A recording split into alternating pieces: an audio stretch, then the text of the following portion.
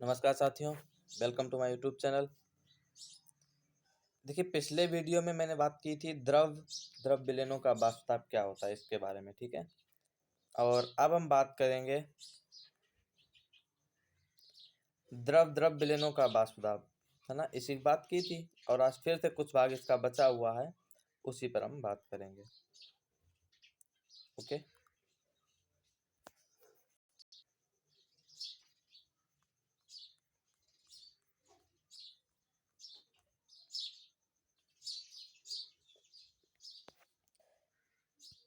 द्रव विलयनों का वाष्पताप।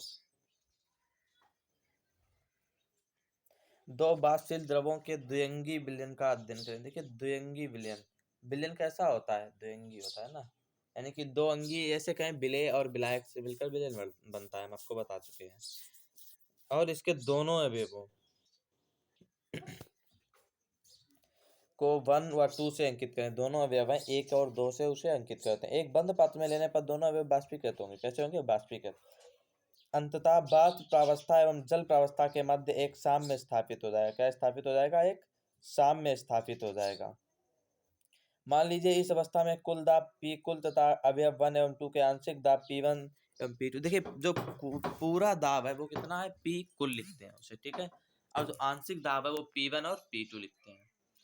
यह आंशिक वाष्प दाब अवयव 1 एवं 2 यानी 1 और 2 के मोल अंश क्रमशः x1 और x2 से संबंधित है। मोल अंश किससे लिखते हैं? x से, और 1 का है तो x1 और 2 का है तो x2।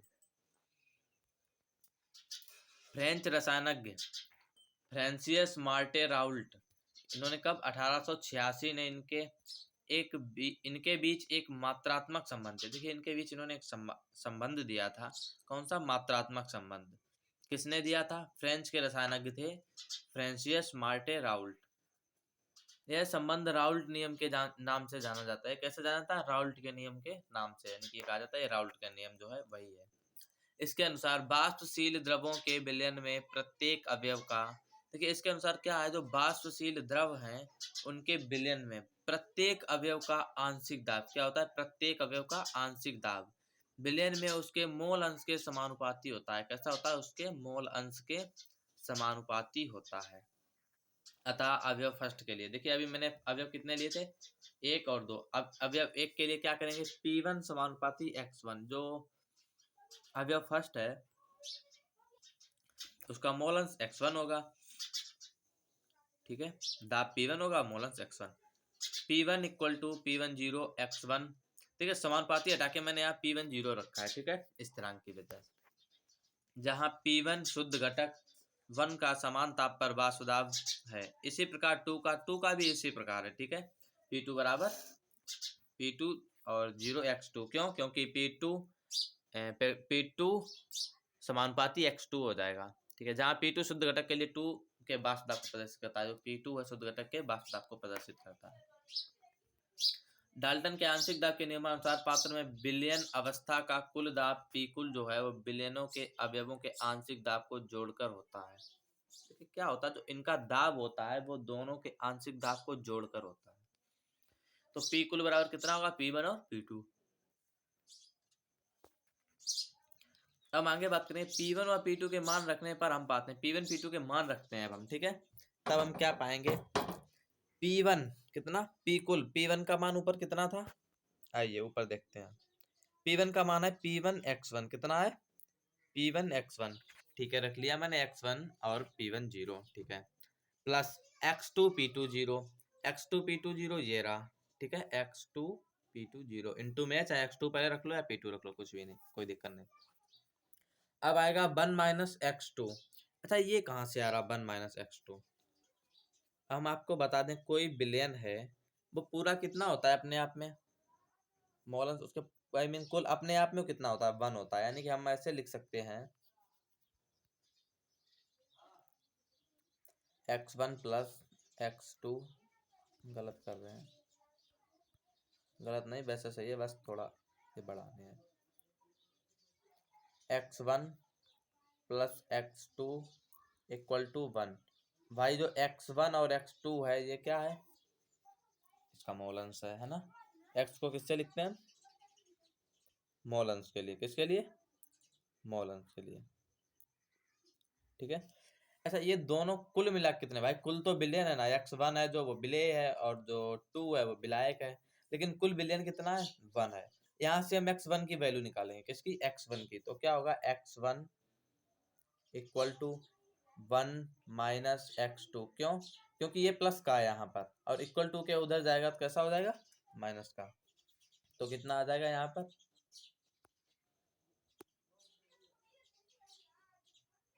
1 माइनस x2, ये आ जाएगा ना, किसके बराबर, x1 equal to 1 minus x2। तो इन्होंने यहाँ पे वही किया है, 1 माइनस x2 रखा है x1 की जगह, इंटू में p1 प्लस x2 p2, ठीक है, आ जाएगा। हमें किसी एक का ही मान निकालना है, x1 का निकाल लेते हैं, आराम देगा, ठीक है, इसमें लगा दिया। अच्छा, ये आ जाएगा 1 minus x2 p1 plus x2 p2, ठीक है, यहाँ तक समझ में आया। यदि समझ में ना आए तो मुझे कमेंट करके बता दें, और वीडियो को 2-3 बार देख लें, समझ में आ जाएगा। अब यहाँ पे इन्होंने क्या किया है, चलो इतना समझ में आ गया, इसे हम इरेज कर देते हैं, ठीक है।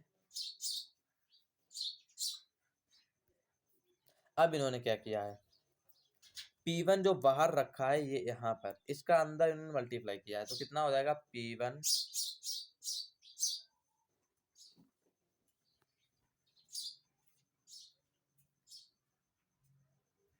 0 माइनस P1 0 x2 हो जाएगा ना, कितना अलग हो जाएगा, प्लस x2 P2 0 रखा है, ठीक है, इतना रख लिया है। अब इन्होंने क्या किया है, ये जो P1 है, P1 ऐसे रखा है, P1 है जो P1 ऐसा ही रखा है, यहाँ पर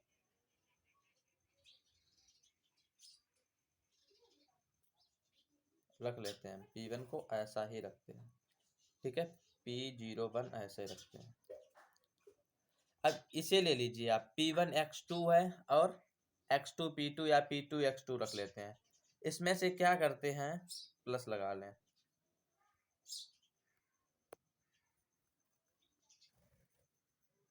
यहाँ प्लस लगा लिया, कॉमन लगा लिया। यहाँ पर हम क्या करते हैं, x2 को कॉमन ले लेते हैं, ठीक है, कॉमन ही ले लें, यहाँ पे x2 को मैंने कॉमन ले लिया, क्या किया, x2 को कॉमन ले लिया, इधर क्या बचेगा, ये P2 है ना, तो P2 बचेगा, क्या बचेगा, P2, ओके।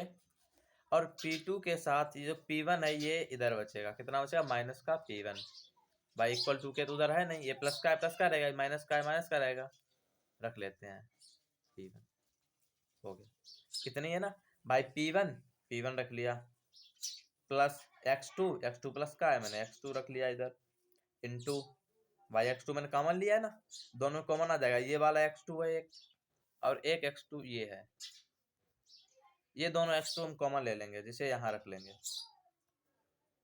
जिसे यहाँ रख लेंगे, ये रखा है, ठीक।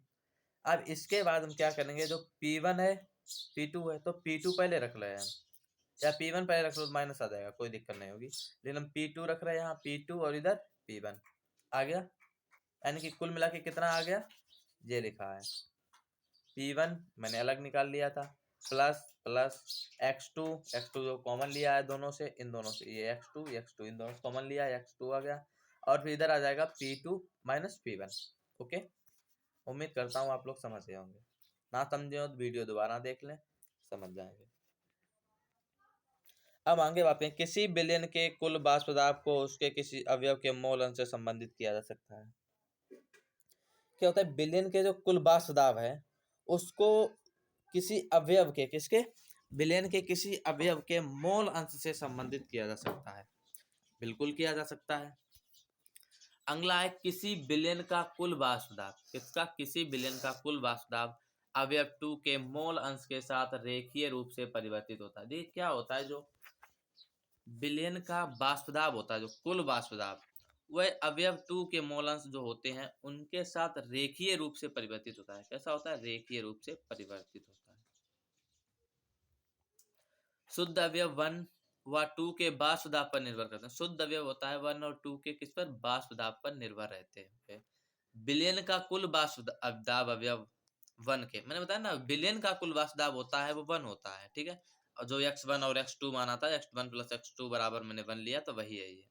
के मोल अंश के बढ़ने से कम या ज्यादा होता है। इसके मोल अंश जो होता है वो बढ़े तो क्या होता है, कम और ज्यादा होता है, बढ़े घटे तो कम ज्यादा होगा। किसी विलयन के लिए P1 अथवा P2 का x1 तथा x2 के विरुद्ध आलेख की तरह रेखीय आलेख होता है। जब x1 व x2 का मान 1 होता है तो ये रेखाएं क्रमशः बिंदु P1 0 एवं बिंदु P2 0 से होकर गुजरती हैं। इसी प्रकार P कुल का x2 के विरुद्ध आलेख भी रेखीय होता है। P कुल का न्यूनतम मान P1 का अधिकतम मान P2 है। यहाँ घटक 1 एवं 2 की तुलना में कम वाष्पशील है। यहाँ घटक जो 1 है घटक 2 की तुलना में कम वाष्पशील है। अर्थात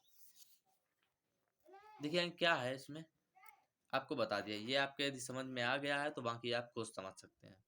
इस पर जरा गौर करें। ना समझ में आया तो इसे 2 बार 3 बार वीडियो जरूर देख लें, समझ में आ जाएगा आपके।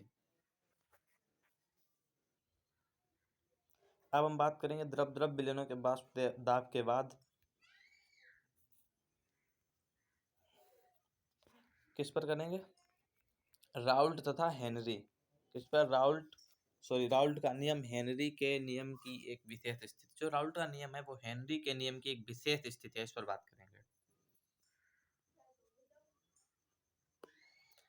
राउल्ट के नियम के अनुसार किसी विलयन में उसके वाष्पशील घटक का वाष्प दाब, देखिए राउल्ट का नियम है जो, उसके अनुसार किसी विलयन में उसके वाष्पशील घटक का वाष्प दाब P1 बराबर x1 और P1 0 द्वारा व्यक्त किया जाता है। देखिए किससे किया जाता है, P1 x1 0 x1 और P1 0 से। क्यों, ये कहाँ से, ये आपको पता है। P1 समानुपाती x1 तो क्या होगा, इक्वल टू लगेगा, P1 0 आ जाएगा। ठीक है। किसी द्रव में गैस के विलयन के प्रकरण में, देखिए किसी द्रव में गैस के विलयन के प्रकरण में गैसीय घटक इतना वाष्पशील है, कैसा है, वाष्पशील, कि वह गैस रूप में ही रहता है। किसमें रहता है, गैस रूप में। तो हम जानते हैं उसकी घुलनशीलता हेनरी के नियम से निर्धारित की जाती है, होती है। देखिए कोई गैस है वो विलयन में इतने, इसका घटक इतना वाष्पशील है कि वह गैस रूप में ही रहता है। कैसा रहता है, गैस में ही रहता है। जिससे हम जानते हैं कि इसकी घुलनशीलता हेनरी के नियम से निर्धारित होती है, जिसके अनुसार P इक्वल टू के एच एक्स। देखिए के एच का क्या है यहाँ पर, के एच जो है वो हेनरी स्थिरांक है और एक्स मोल अंश है। पी है वो उसका दाब है जो। यदि हम राउल्ट के नियम और हेनरी के नियम की तुलना करें, देखा जा सकता है कि वाष्पशील घटक अथवा गैस का आंशिक दाब विलयन में उसके मोल अंश के समानुपाती होता है। देखिए वाष्पशील जो घटक है अथवा गैस का आंशिक दाब, जो गैस का आंशिक दाब है वो उसके विलयन में, किसके विलयन में उसके मोल अंश के, देखिए गैस का आंशिक दाब विलयन में गैस के मोल अंश के समानुपाती होता है। कैसा होता है, समानुपाती। केवल समानुपातिक स्थिरांक के एच एवं Pn 0 में भिन्नता होती है, केवल इन दोनों में भिन्नता होती है। इस प्रकार राउल्ट का नियम हेनरी के नियम की एक विशेष स्थिति है। जब स्थिति होती है तो जिसमें के एच और P1 0 का मान बराबर होता है। इन दोनों के मान कैसे होते हैं, बराबर होते हैं। ठीक है, उम्मीद करता हूँ आपकी समझ में आया होगा। अब आगे बात करेंगे ठोस पदार्थों का द्रवों में विलयन एवं उनका वाष्प दाब। जो ठोस पदार्थ है उनका द्रवों में विलयन और वाष्प दाब। विलयनों का एक अलग महत्वपूर्ण वर्ग द्रवों में घुले हुए ठोस पदार्थों का है। देखिए विलयनों का एक अलग महत्वपूर्ण वर्ग है जो द्रवों में घुले हुए ठोस पदार्थों का है। उदाहरण था सोडियम क्लोराइड। सोडियम क्लोराइड कैसा होता है, ठोस होता है, नमक। ग्लूकोज कैसा होता है, ठोस होता है। यूरिया ठोस होती है। शर्करा का जल में विलयन और आयोडीन, शर्करा कैसी होती है, ठोस होती है। चीनी, गंधक जैसे ठोसों का कार्बन डाइसल्फाइड में विलयन, कार्बन डाइसल्फाइड में गंधक का विलयन। इन विलयनों के कुछ भौतिक गुण शुद्ध विलायकों से बहुत अलग होते हैं। जो शुद्ध विलायक होते हैं तो इन विलयनों से कुछ बहुत अलग होते हैं। कैसे होते हैं, बहुत अलग होते हैं। उदाहरण है वाष्प दाब। कैसा है, वाष्प दाब। साम्यावस्था पर द्रव की वाष्प, देखिए यहाँ तक हो चुका है ना, वाष्प तक। वाष्प दाब विलायकों से बहुत अलग होते हैं। उदाहरण है वाष्प दाब। साम्यावस्था पर द्रव की वाष्प का, देखिए कैसे, साम्यावस्था पर द्रव की वाष्प का द्रव प्रावस्था पर डाला गया दाब, किस पर, द्रव प्रावस्था पर जो दाब डाला जाता है उस दाब का वाष्प दाब कहलाता है। क्या कहलाता है, वाष्प दाब। किसका, दोबारा देखिए, साम्यावस्था पर द्रव की वाष्प का, किसकी द्रव है जो उसकी वाष्प का द्रव प्रावस्था पर, किस पर, द्रव प्रावस्था पर डाला गया दाब उस दाब का वाष्प दाब कहलाता है। शुद्ध द्रवों की सतह, किसकी, शुद्ध द्रवों की सारी सतह कैसी होती है, सारी सतह द्रव के अणुओं द्वारा घिरी होती है। कैसी होती है, द्रव के अणुओं द्वारा घिरी होती है। यदि किसी विलायक में एक अवाष्पशील विलेय डालकर विलयन बनाया जाए, कैसा, अवाष्पशील विलेय डाला जाए जो वाष्पशील ना हो। वाष्पदाब केवल विलायक के वाष्पदाब के कारण होता है। क्या होता है, जो वाष्पदाब उसमें होता है वो कैसे होगा, केवल केवल विलायक के वाष्पदाब के कारण होगा। ताप पर विलयन का यह वाष्पदाब, किस पर, ताप पर विलयन का यह वाष्पदाब विलायक के वाष्पदाब से कम होता है। किसके, जो विलायक का वाष्पदाब होता है ताप का वाष्पदाब उससे कम होता है। विलयन की सतह पर विलेय व विलायक दोनों के अणु उपस्थित रहते हैं। ये देखिए, इसकी सतह पर विलेय और विलायक दोनों के अणु उपस्थित रहते हैं। देखिए ये विलेय के हैं जो ग्रीन में है, और ये बचे हुए जो है ये विलायक है। दोनों उपस्थित होते हैं सतह पर विलयन की। अतः सतह का विलायक के अणुओं से घिरा भाग कम रह जाता है। देखिए क्या कह रहा है, सतह का विलायक से घिरा, जो विलायक के अणु हैं उनसे घिरा। भाई जब इसमें विलायक भी होगा और विलेय भी होंगे तो क्या होगा, इसमें देखिए विलायक से घिरा है पूरा, पूरा घिरा है ना, और इसमें विलायक से आधा घिरा है। आधा किससे, विलेय के, और आधा विलायक से। ठीक है, तो जाहिर सी बात है कम रह जाएगा। इसके कारण सतह छोड़कर जाने वाले विलायक अणुओं की संख्या तदनुसार घट जाती है। क्या होता है, इसके कारण सतह छोड़कर जाने वाले विलायक, भाई सतह छोड़नी पड़ेगी क्योंकि विलेय भी इसमें आ रहा है तो सतह छोड़नी पड़ेगी। इसमें ज्यादा था इसमें कम है। सतह छोड़कर जाने वाले विलायक अणुओं की संख्या भी तदनुसार घट जाती है, बिल्कुल घटेगी। अतः विलायक का वाष्पदाब भी कम हो जाता है। जब इसकी विलायक की संख्या घट जाती है तो क्या होता है, विलायक का वाष्पदाब कम हो जाता है। जब वो कम हो जाते हैं, कम रह जाते हैं, तो उसका वाष्पदाब भी कम हो जाता है। विलायक के वाष्पदाब में कमी विलयन में उपस्थित अवाष्पशील विलेय की मात्रा पर निर्भर करती है, उसकी प्रकृति पर नहीं। देखिए जो विलायक होता है उसके वाष्पदाब में कमी, जो उसके वाष्पदाब में कमी होती है विलयन में उपस्थित अवाष्पशील विलेय की मात्रा पर निर्भर करती है। किस पर निर्भर करती है, इसमें कितनी मात्रा है, कम है यानी कि ये कम डाल रहे हैं, जो विलेय है वो कम है या फिर ज्यादा है, इस पर निर्भर करता है। ना कि उसकी प्रकृति पर कि अब अवाष्पशील है या वाष्पशील है, इस पर कुछ नहीं निर्भर करता है। ठीक है, उदाहरण था 1 किलोग्राम जल में 1 मोल सुक्रोज मिलाने पर, क्या मिलाते हैं, 1 किलोग्राम जल है जो, जल को केजी में नाप रहे हैं, कोई बात नहीं।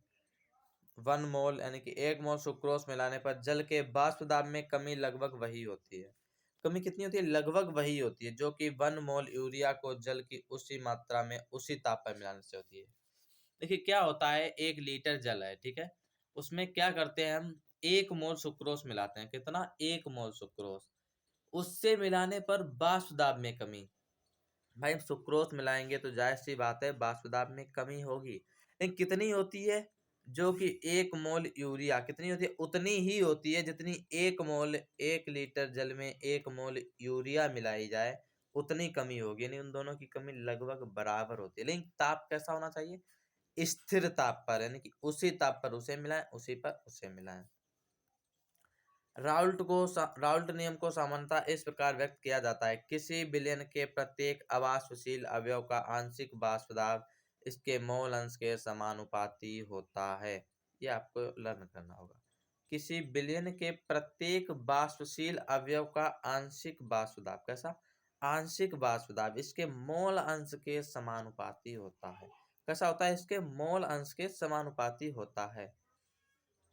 अब हम द्विअंगी विलयन में, किसमें, द्विअंगी विलयन में विलायक को 1 व विलेय को 2 से व्यक्त करते हैं। अभी मैंने व्यक्त किया था ना, द्विअंगी विलयन था 1 और 2 से व्यक्त किया था। जब विलेय अवाष्पशील होता है, कैसा होता है, अवाष्पशील, तो केवल विलायक अणु ही वाष्प अवस्था में रहते हैं। जब देखिए जो विलेय है वो अवाष्पशील है तो विलायक कैसे रहेंगे, वाष्प अवस्था में होते हैं, और वाष्प दाब का कारण होते हैं। जो वाष्प दाब कारण बनता है भाई वो तो अवाष्पशील है, केवल विलायक है वाष्प अवस्था में, तो कारण कौन होगा, विलायक ही होगा ना वाष्प अवस्था का। जो वाष्प दाब बनेगा उसका कारण कौन होगा, विलायक। यदि P1 विलायक का वाष्प दाब व X1 इसका मोल अंश हो। P1 जो है वो विलायक का वाष्प दाब है और X1 क्या है, मोल अंश, एवं P1 जीरो इसकी शुद्ध अवस्था की वाष्प दाब हो। जो P1 जीरो है वो क्या है, इसकी शुद्ध अवस्था की वाष्प दाब। तो राउल्ट के नियमानुसार, देखिए राउल्ट का नियम मैंने आपको ऊपर भी पढ़ाया था और इसमें भी वही है। P1 equal to X1 P1 zero, P1 जो समानुपाती है X1 के तो समानुपाती हटेगा, P1 जीरो हो जाएगा। P1 जीरो यहाँ क्या दर्शा रहा है, इसकी शुद्ध अवस्था, किसमें, वाष्प दाब, जो इसकी शुद्ध अवस्था का वाष्प दाब है वो दर्शा रहा है। समानुपाती स्थिरांक शुद्ध विलायक, किसके, समानुपाती स्थिरांक शुद्ध विलायक के वाष्प दाब P1 जीरो के बराबर होता है। तो समानुपाती स्थिरांक होता है शुद्ध विलायक का, वो वाष्प दाब के P1 जीरो के बराबर होता है। विलायक के वाष्प दाब व मोल अंश प्रवाह के मध्य खींचा गया आलेख रेखीय होता है। कैसा होता है, रेखीय होता है। ये रहा देखिए, यदि कोई विलयन सभी सांद्रणों के लिए राउल्ट के नियम का पालन करता है तो उसका वाष्प दाब एक सरल रेखा में शून्य से शुद्ध विलायक के वाष्प दाब तक बढ़ता है। देखिए यहाँ पर ये शून्य है, शून्य से ये बढ़ता है कहाँ तक, P1 जीरो तक। क्यों, क्योंकि शुद्ध विलायक के वाष्प दाब, शुद्ध विलायक का वाष्प दाब कितना होता है, P1 जीरो, जो राउल्ट का नियम ऊपर दर्शाता है, और कितने से, जीरो से बढ़ता है कहाँ तक, P1 जीरो तक। Okay, thanks for watching my videos.